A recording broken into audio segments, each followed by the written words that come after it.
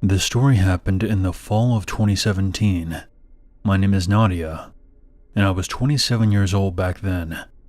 I live in Drexel Hill, Pennsylvania, with my two friends Nicole and Christina. We rented a house together and shared the same car, which was a 2009 Lexus. My friends and I are very close and are like sisters. This arrangement would not have worked any other way. One day we wanted to go on a road trip together, so we decided to drive from Drexel Hill to another town called Butler. At first, things were going pretty well. Along the way, we would make stops to explore the countryside, take pictures, and enjoy the scenery. It was fall, and it got dark pretty quick. On top of that, our gas-guzzling V8 needed a refill, so we had no choice but to stop at a gas station. We spotted one in the middle of nowhere. Visually, this gas station looked creepy as hell. I thought it might have been abandoned when I first saw it. We pulled up next to a gas pump, and I was about to start filling the tank when a beat-up white van with tinted windows pulled into the gas station parking lot. As soon as I saw it, I immediately got a bad feeling. Christina had to go into the convenience store to use the bathroom. "Do you really have to go? This place looks sketchy as hell. It's an emergency. There's no need to be paranoid. I'll be quick." "Alright, just hurry up. Don't waste your time scrolling through your phone like you always do." Christina then went inside the store. As soon as she did, the driver exited the white van and followed her inside. My spidey sense told me that something was about to go down, so I decided to go inside as well. As soon as I walked in, I heard Christina screaming.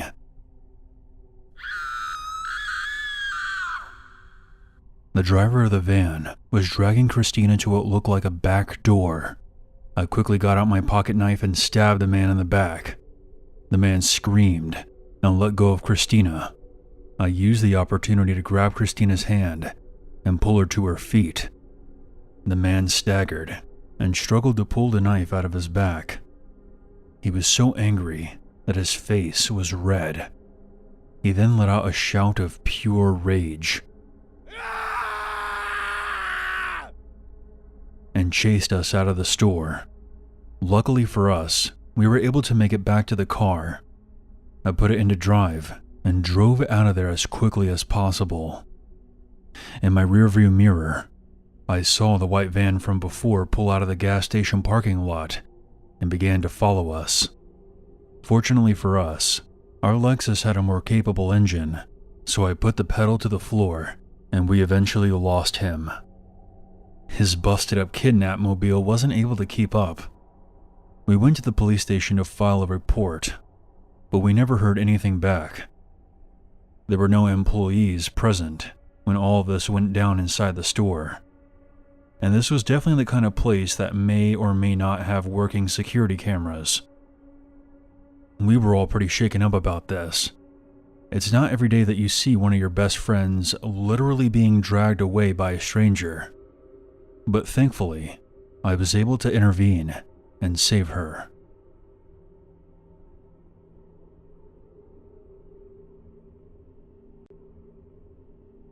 This story happened to me when I was only 10 years old.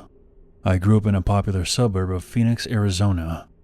We lived in the third house on a street that was just off the neighborhood's main road. My house had an enclosed front porch with a basketball hoop and a bike rack. One day I was home by myself and decided to go to the local park. This was probably around 4 p.m. or so. At this time, our neighborhood wasn't fully developed, so having a lot of traffic wasn't common. My sister and I have always been paranoid about sketchy white vans because of the programs they showed us at school.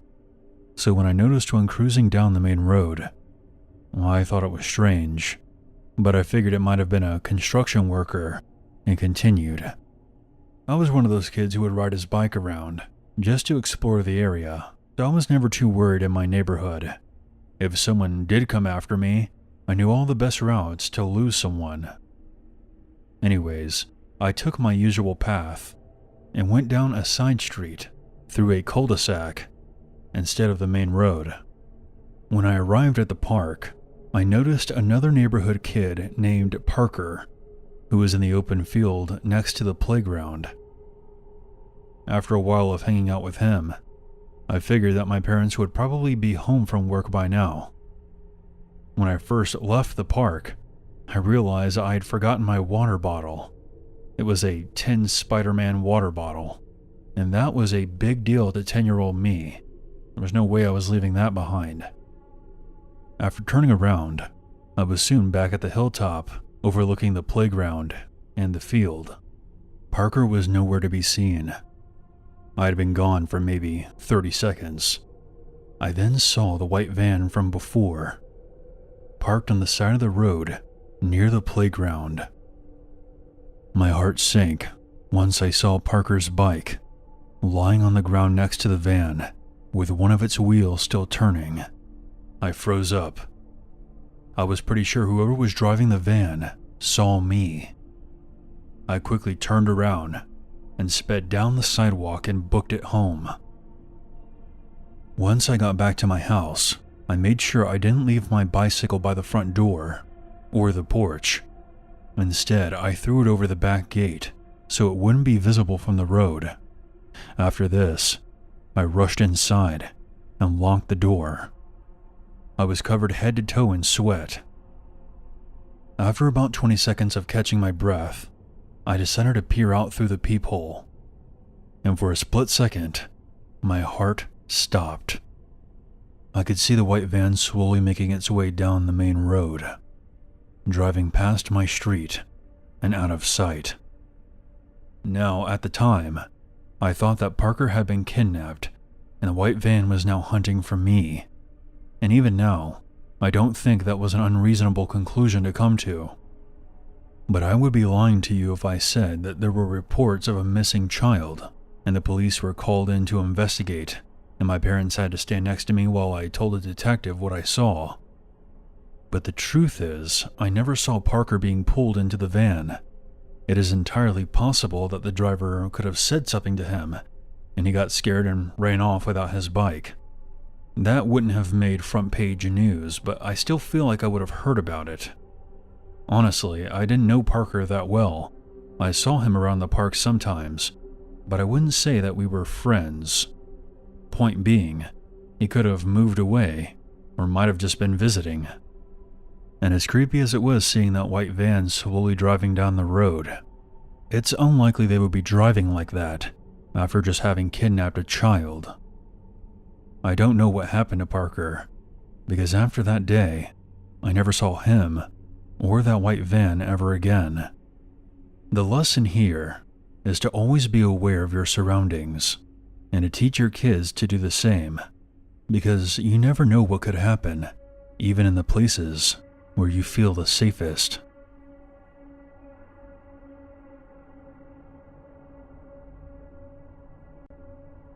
I'm 19 and currently attending university. This encounter happened to me when I was in secondary school, around age 14 or 15. It was an IT lesson, so I was doing the usual, playing games and messing around with Instant Messenger, until the class was interrupted by 2 police officers. After the excitement died down, they proceeded to tell us that we needed to be careful. There was reports of a middle-aged man driving around this area in a white Toyota van, harassing girls around our age and telling them to come for a ride. A few days had passed since the police warned us. I would usually finish up at around 2:35 p.m., but I decided to stay later that day to catch up on some homework. So I left school around 4 p.m.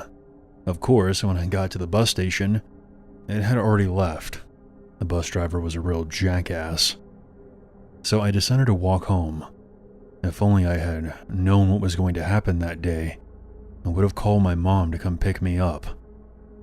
I would say the walk home was about 30 minutes. I was about 3/4 of the way home when I reached this long stretch of road that ran through a few fields with a small path alongside for bikes. This road was dark and had no streetlights. Since it was winter, it was already dark by this point. I was about halfway down the road. A few cars had passed me, but no big deal. That's when I saw some headlights approaching me.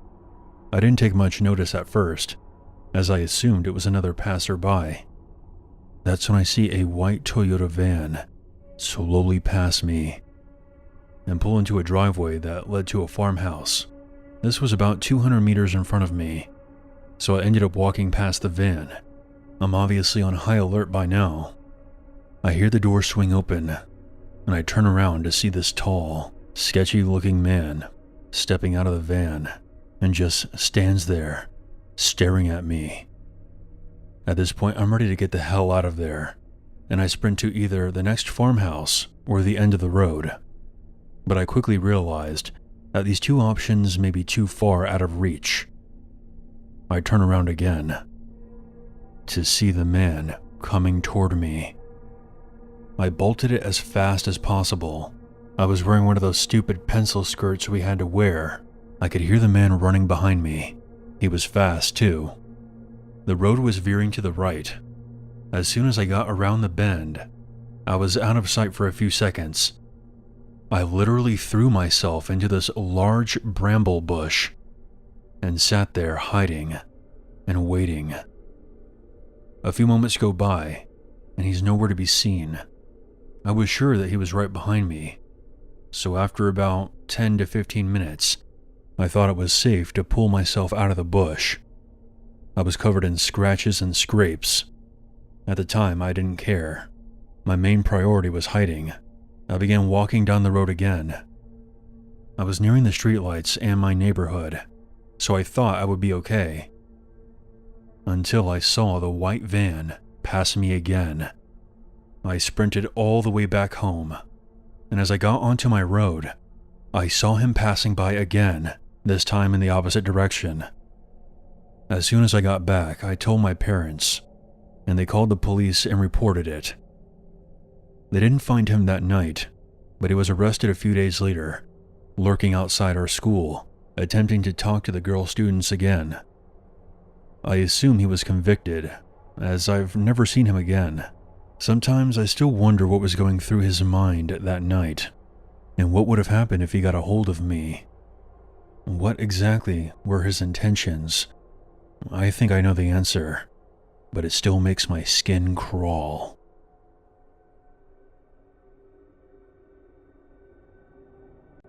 When I was a kid, I was hanging out at this place called the Pinecone Forest, which is what the neighborhood kids would call the small patch of trees on the side of the road. I was picking bark off one of the trees to pass the time, waiting for my friend Frankie to finish his homework so we could play together. Out of nowhere, it seemed, a man came up to me. I could smell him before I saw him.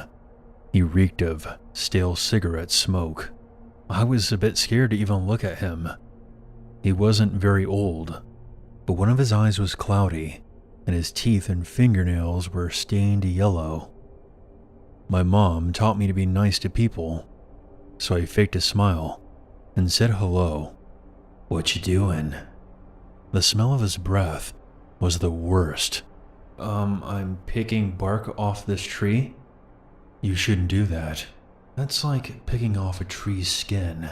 How would you feel if somebody peeled off your skin?" He said this while lightly pinching my arm with his sharp yellow fingernails. "I don't know," I replied, and took my arm back. Just then, Frankie's mother called me to the door and told me to come and wait inside. I didn't think anything of the whole thing at the time. Yesterday, when I was visiting my sister's house with my mom, watching my son and nephews play around in the yard, I remembered this encounter and brought it up to my mom. She had this look of, I don't know, guilt maybe? She said it was probably time that I knew the whole story. She thought I had forgotten about the whole encounter, so she never brought it up to me. First, you should know that the neighborhood I grew up in is a small, tight-knit community. Everyone knew everyone there, and there was no reason for an outsider to be there, unless they were visiting someone. Anyway, this is what happened. Frankie's mom, Sonia, noticed a white van with no windows parked on the side of the road. She didn't recognize it, but figured that it was someone visiting one of her neighbors. Sonia later told the police that the van had been there all morning and afternoon. She was kind of keeping an eye on it. She said it gave her a bad feeling. Her house had a huge window in front, facing the pine cone forest, and the van was parked next to it.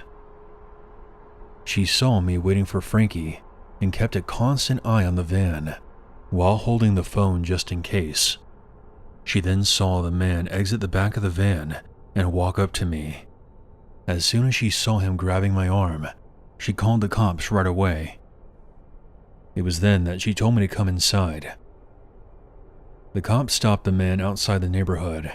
In the back of his van were binoculars, a Polaroid camera, and pictures of me taped all over the walls and ceiling. The photos were of me at school, my grandparents' house, at the bank with my mom. But the story doesn't end there. He had a key to a storage unit on him. Inside the unit, they found a cabinet full of knives.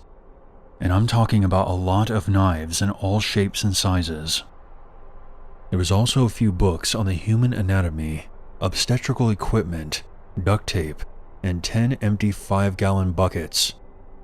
In the middle of this unit was an old bed that was used to restrain mental patients, so it had wrist and ankle straps. The entire inside of the unit was covered in plastic wrapping. Last my mom heard about him, he was locked away in a high-security mental institution for the criminally insane.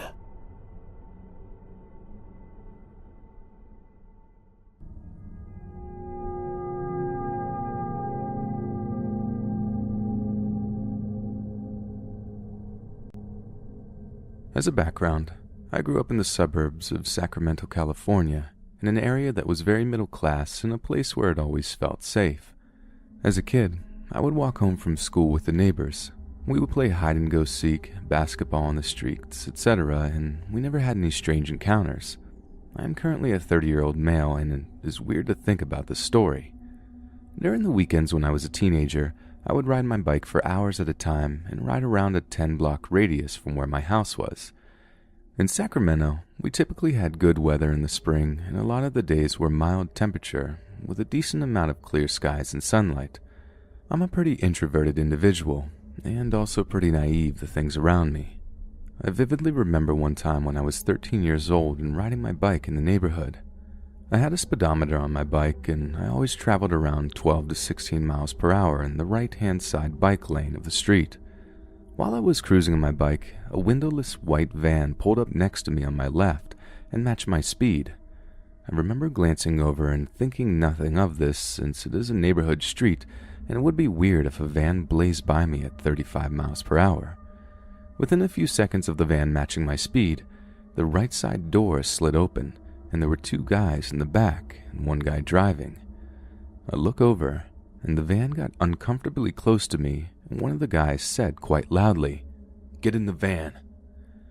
I didn't reply, but started pedaling faster and reached about 18 miles per hour, which I know isn't very fast compared to a van, and isn't going to get away from the van, but it seemed like the right thing to do at the time.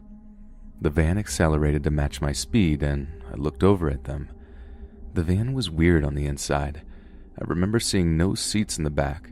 The 2 guys were not seatbelted in. I remember seeing the metal flooring of the van and some rope.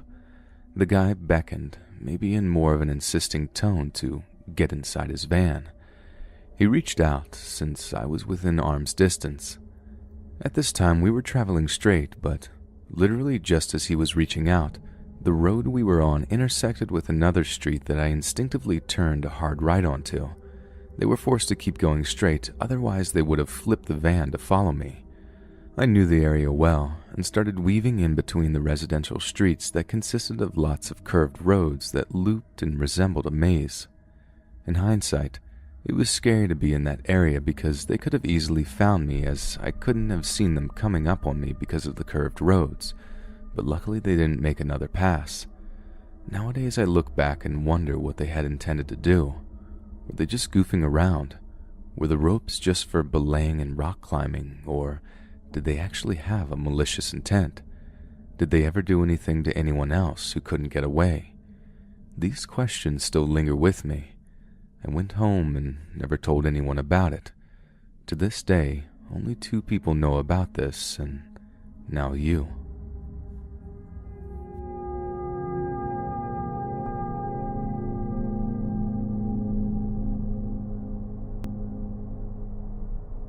This happened to me when I was in high school. My family was going through some tough times, and my mom and I would get into fights about money and social life. I felt I was doing more than enough for my age at that time, 16, going to school, working, giving her my paycheck for bills, and I was upset I wasn't allowed to go out on whatever little time off I did have. On her side, she felt that me going out would distract me from school, work, and I would pick up vices. One night, I got home from work, and after a particularly heated argument, I couldn't take it anymore and just left the house. I didn't have a plan as to what I was going to do. In my mind, I just wanted to get away from my responsibilities, so I just started walking with no specific destination. I ended up walking for 2 hours. Despite walking for so long, though, I was only about 15 minutes from home because I was going in circles. By that time, it was 1 a.m., and I was walking on a sidewalk when a van pulled up in front of me and stopped on the side of the road. Now, this was on a populated area, on a 3-lane road just near the expressway, and there was mild traffic, so I didn't give it much thought. As I got closer to the van, though, I see that the driver rolls down the passenger side window and is looking at me through the side mirror. Still, I didn't think anything of it. Maybe somebody was lost trying to get directions. Now I'm right by the passenger door, and the man calls me over. He said he was lost and was trying to get directions to the expressway.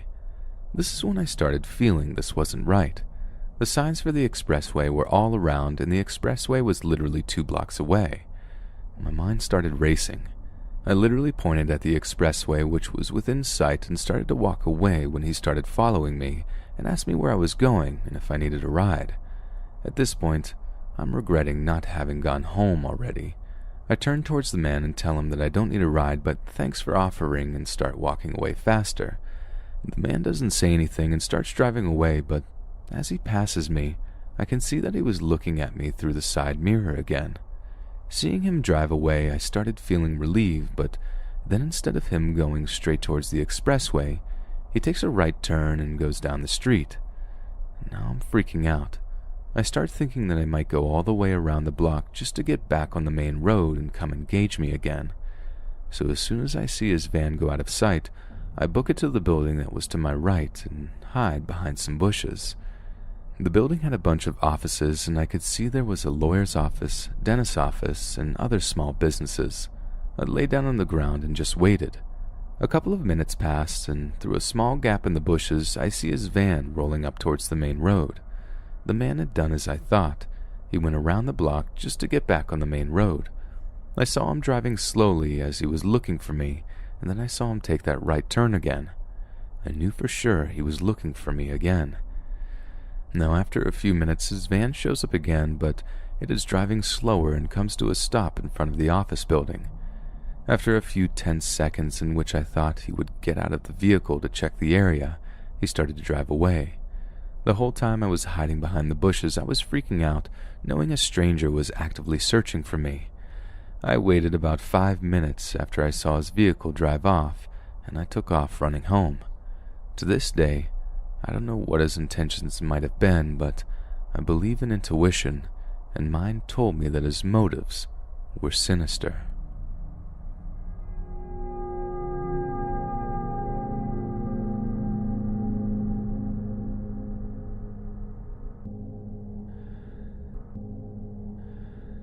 Last summer at approximately 3 a.m., I was returning home to my apartment in the sleeping district of Vilnius, Lithuania. Vilnius is a compact, neat town of about 500,000 people, and whatever nightlife there is, it happens only in the central district called the Old Town. Large suburbs full of Soviet concrete blocks can seem abandoned at night. My home is within a walking distance from the center, so for me it is completely normal to return home on foot, even at night. So I was walking down the completely empty street enjoying fresh nighttime air. Only occasionally I could see a car, almost always a taxi, and it was dead silence around. Then this white van appeared. I saw it quite far away, cruising at a slow speed in the first lane as if observing something. Then it steered into smaller lateral streets and stopped between two large blocks of flats some 50 meters from me. The van itself is old, beaten up and rusty. Similar ones are often used by small construction and relocation companies, only this one had no markings on it. The first door opened and out came a man in his 40s or 50s wearing non-specific clothes, jeans and some dark jacket. For several seconds he looked around cautiously, but I was too far away and in a non-illuminated area, so he either didn't notice or paid no attention to me. He ran around the van and stopped in front of a large old metal box that was fixed to the wall of a house nearby. You can see those boxes near all Soviet-area buildings, and I assume they contain distribution boards or some other electric equipment. As far as I know, those boxes are always locked. The van was blocking the box so that you couldn't see it from the street, but I was at a lucky angle and able to observe what happened. For a second or two the man fiddled with the lock, opened the door, and took something out. Then he locked it and hastily ran back into the van, closing the rear door as the van was already moving. It slowly picked up speed and drove away. At this moment I remembered that it's not the first time I've seen this van. I actually saw it a lot at night, slowly driving around sleeping districts of Vilnius. I never paid attention to it, but still remembered it because there are very few cars at night. Strange, I thought. I told the story to several buddies, and we had a good laugh making up stories about secret drug distribution networks, spy messages, and stuff. I almost forgot it until last week. It was around 9:30 p.m. I was walking along the street separating the old town from the new town, right by the store belonging to large supermarket chains. There was a metal box on the wall. It was open, and a middle-aged man in builder uniform belonging to some construction company was squatting near it. When I noticed him, his hands were elbow-deep in the box. A woman of similar age wearing a uniform of the supermarket chain was standing nearby, looking at the man. There were a lot of people in the street, but at the time, I was the only one within listening distance of the two. Probably they were talking before I came near, and I could overhear the last words of the conversation. "So, they're coming to take it every night?" said the man. "Aga," the woman answered. It was Russian for, uh-huh. The question was in Lithuanian, but since Vilnius has large Russian minority, bilingual conversations are somewhat commonplace. The man closed the box and locked it with a small, cheap-looking lock. Then they noticed me. The woman glanced at me rather angrily, turned around and disappeared between the doors of the store. The man walked away in the other direction. There was no goodbye. It looked as if though I disturbed them and they did not want to be seen here. I honestly don't know what it's all about, but I had several ideas. The most realistic one is that there is some low-level illegal stuff going on, such as people paying local criminals for protection by leaving money inside specific electricity distribution boards while thugs come and pick it up at night. But I clearly remember a builder man saying every night, which seems strange. Maybe people are stealing something. Money, goods, from their own workplaces in metal boxes and shady vans or some underground distribution and exchange network. I don't know, but any ideas would be helpful.